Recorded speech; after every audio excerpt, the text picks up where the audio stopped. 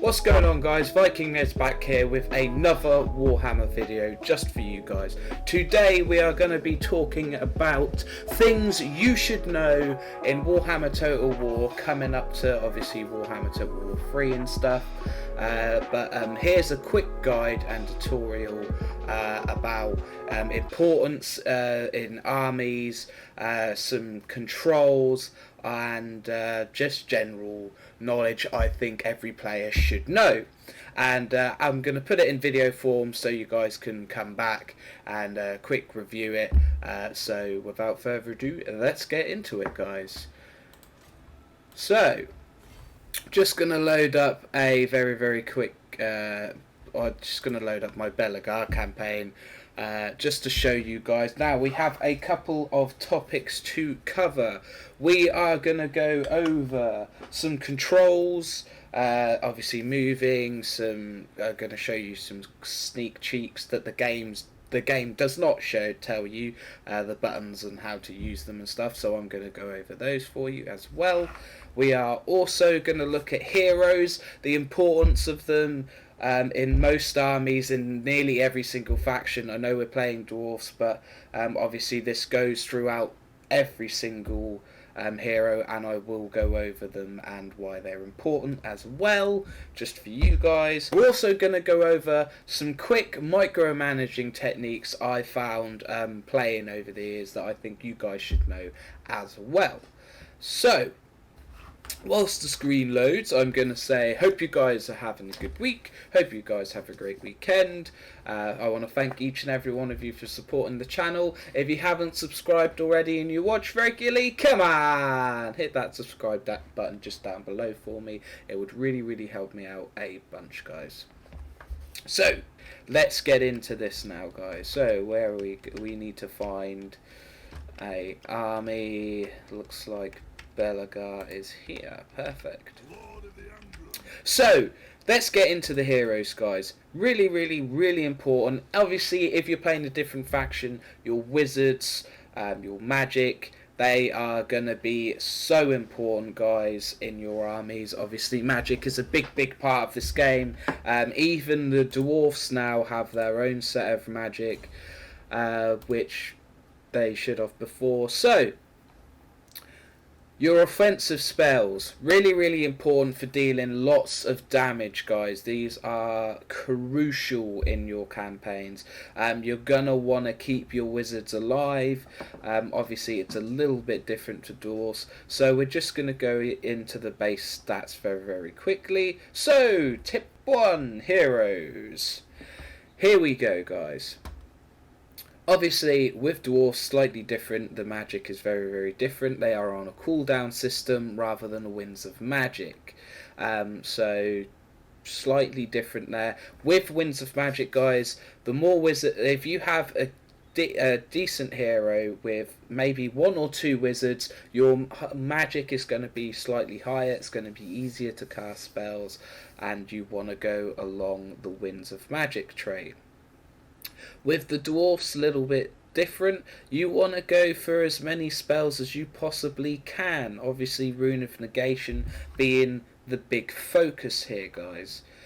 You're going to want the cooldown. So, with the dwarfs, it's Rune Magic. With other wizards, it's going to be your winds of magic. It is really important you boost these winds of magics and the cooldowns as high as you can. Once you've done that, you can go into the character traits for the actual hero himself, making him a little bit tankier.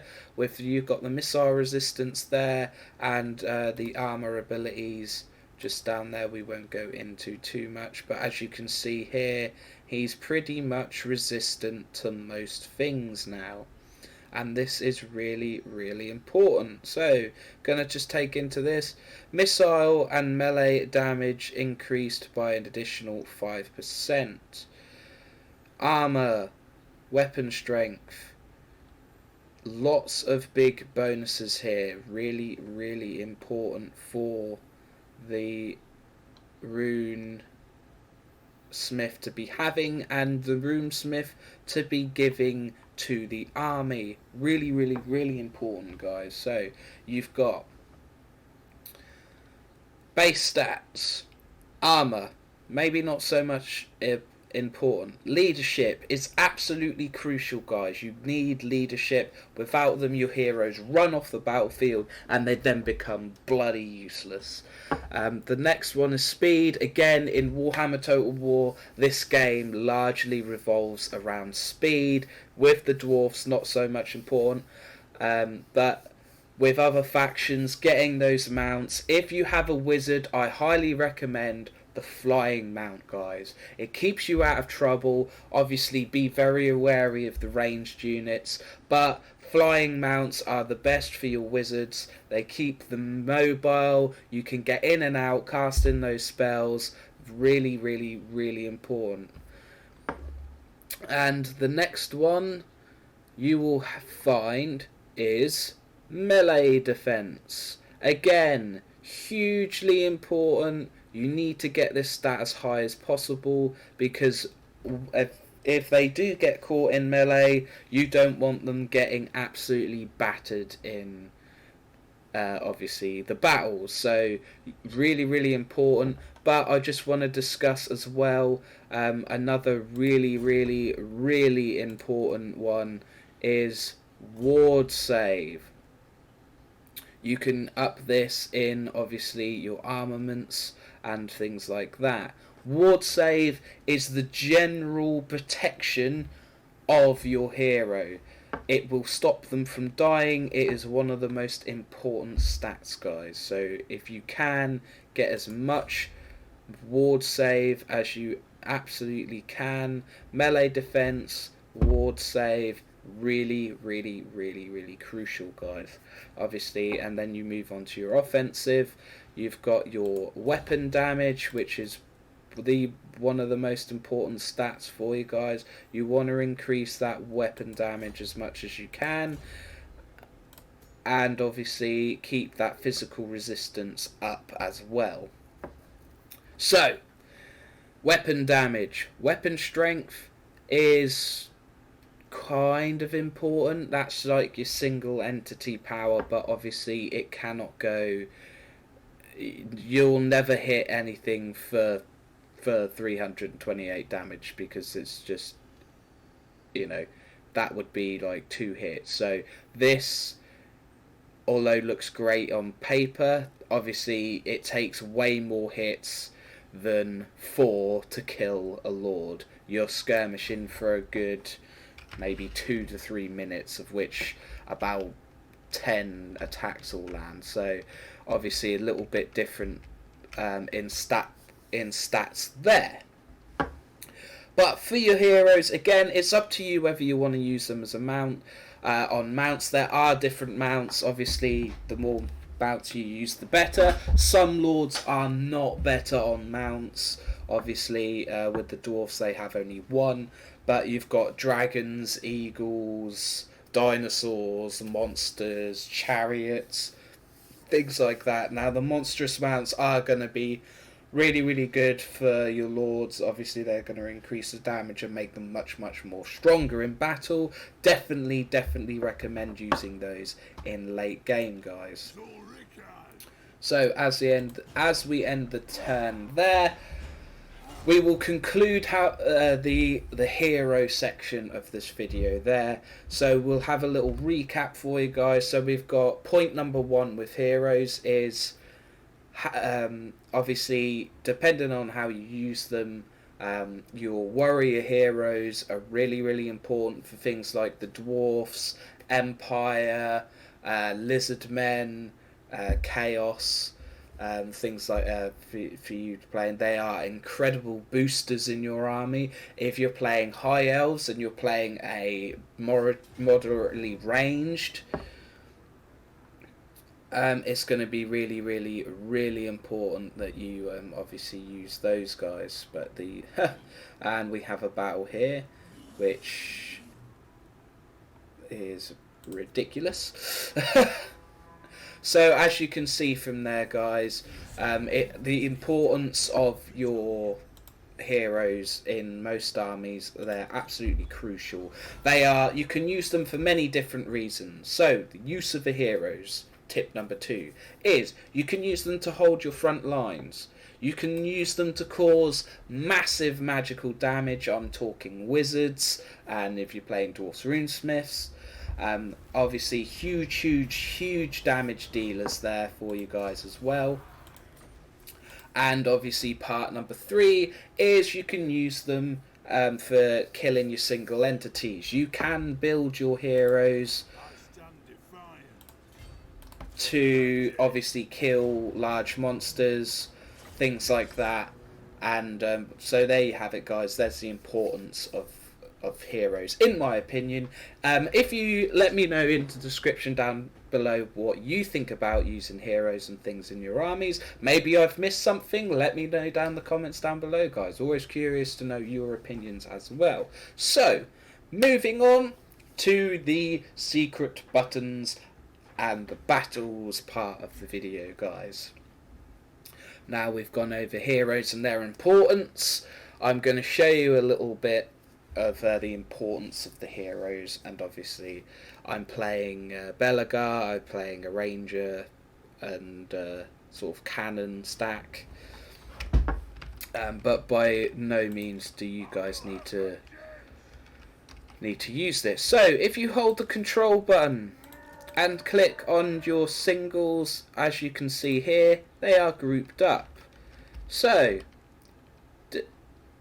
doing that, you can obviously then select your heroes one at a time. This is very good if you want to just maybe get 3 at a time and just move them that way. Obviously you have better control then of what sort of units you want to use. Now, there is a quicker way of doing this. If you click on Belagar and press shift, say you want the whole front line there, you select them all really quickly, guys. So that is just shift, click on one end to the other, and then you select all of those units. And then bang, there you are. Really quick, really easy there, guys.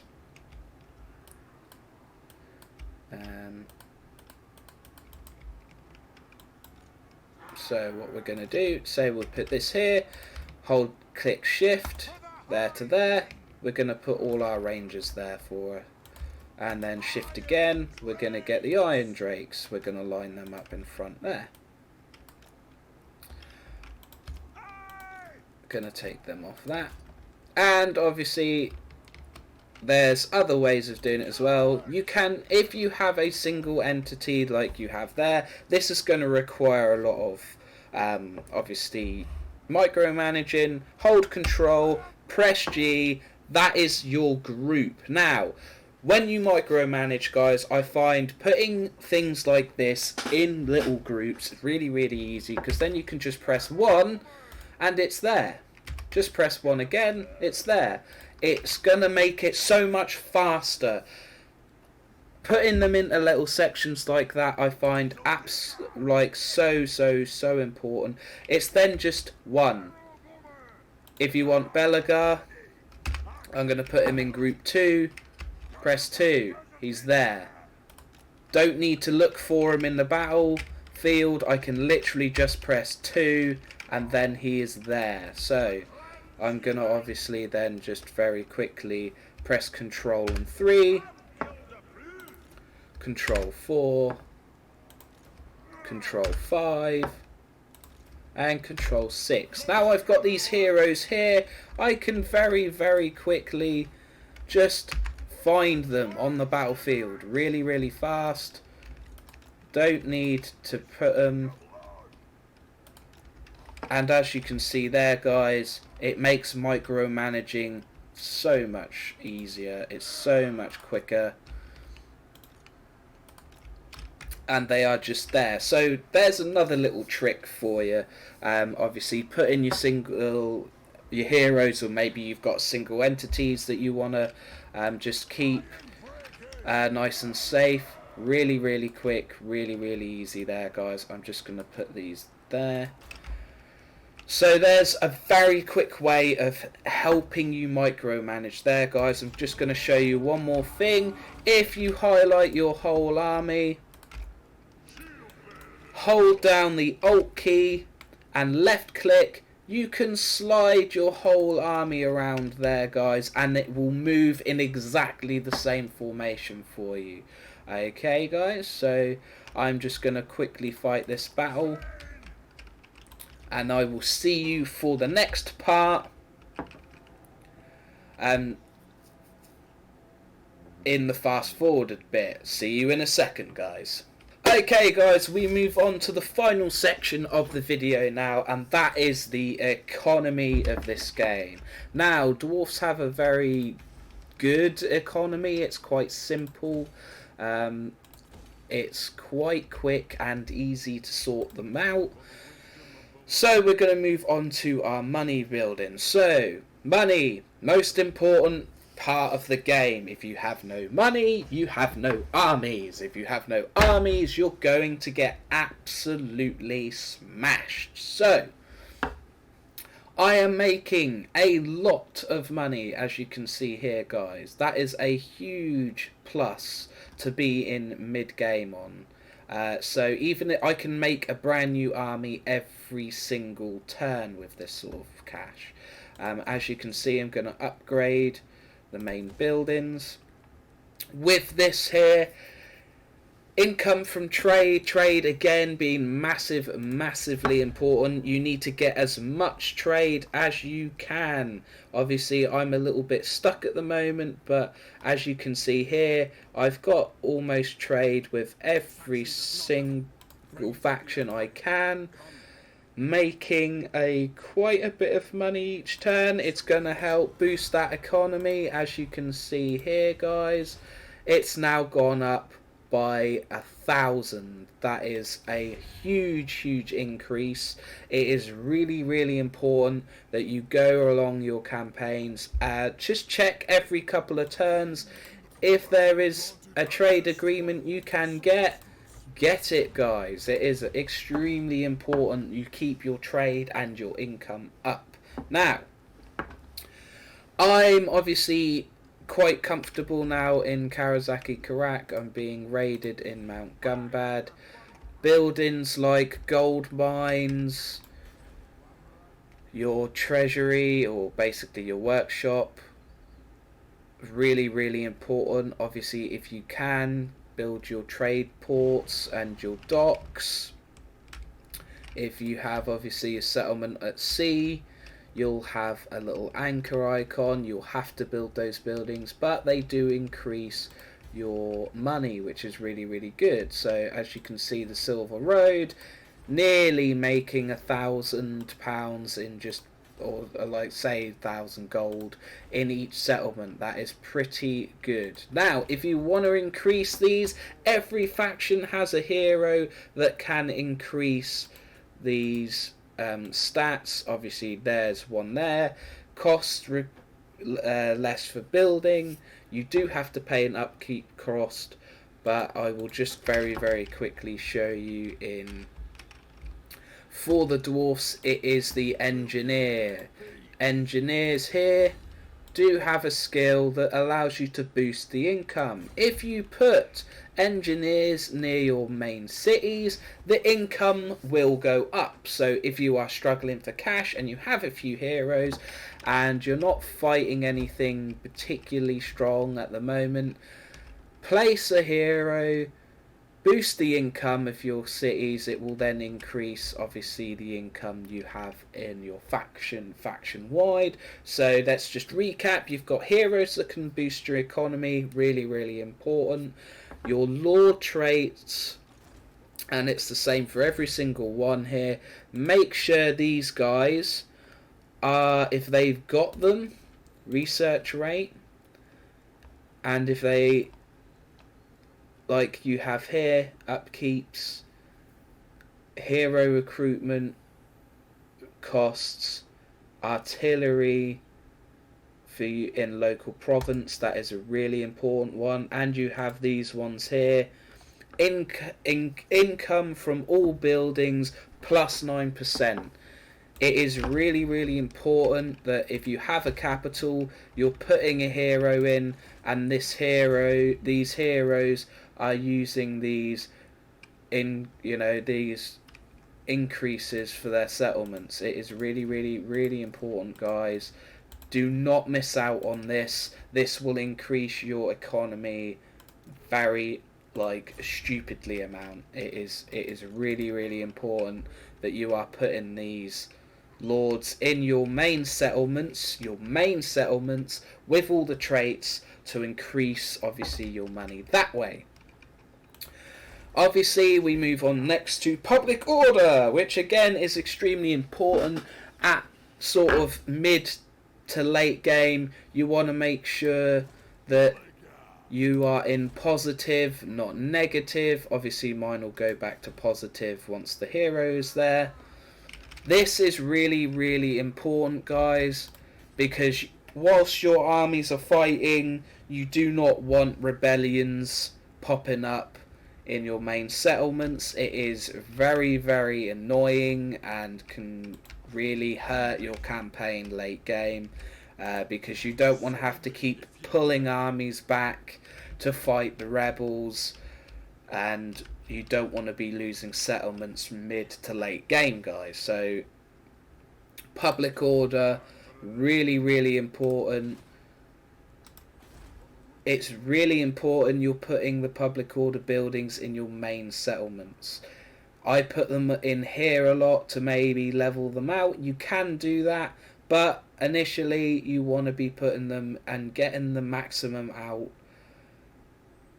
You want to be getting the maximum, obviously, public bonus order bonuses you can, especially when the chaos invasion comes. Once these boys start coming, your factions public order is going to decrease. As you can see, there's some chaos. There's no chaos around here, but this will start creeping up, obviously, when the chaos invasion comes. So economy, extremely important, guys. There are massive ways, and I have so many guides in all the other videos. The first thing you want to do is put your growth up and money, and then you want to focus on your public order. So that is the order of which you need to do things. You need to get your growth and money up first, then public order, then you can worry about your military and your defensive parts of your faction there. Obviously, you can't build walls in Karasaki Karak. That's probably a bad example. So get the growth up, then your money, and then your public order, and then your defense. Those are the orders you should be doing it in. Obviously, if you can do one first, then do one first, but growth, money, public order, defense. Because there's no point building walls if you're going to be having rebellions every 10 minutes. Because, like I said, you're going to need your army there.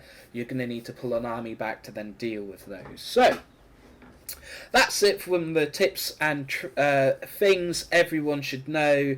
Every player should know about Warhammer. I hope you've enjoyed this video, guys. If you have, give it a thumbs up. If I've missed anything, let me know in the comments down below. As always, guys, I've been Viking Nez. You guys have been awesome. If you want to see anything different or I've missed stuff, down there in the comments down below, guys. Also, don't forget, we go live. We will be going live on Tuesday, which will be tomorrow. It will be the 21st. So I will see you then. Come and say hi, guys. Don't be shy. And as always, stay awesome. Bye for now, guys.